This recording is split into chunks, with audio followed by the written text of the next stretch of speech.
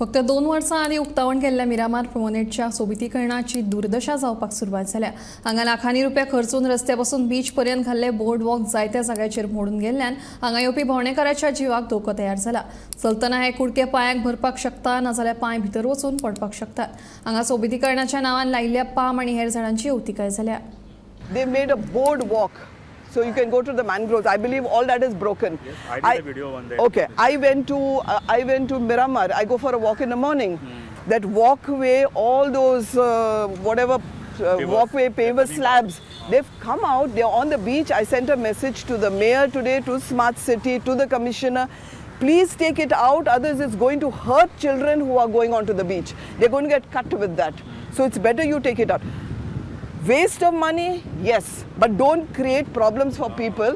Please take it out.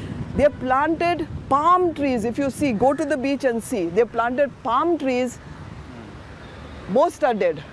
And I'm sure each palm tree must have cost some, even if it is 500 rupees, it must have cost 5,000 rupees. You know what quotations are. So there is no provision for maintenance. Nothing. Nothing. Do starting the work. Exactly. And getting there, whatever. Exactly. Do and then go.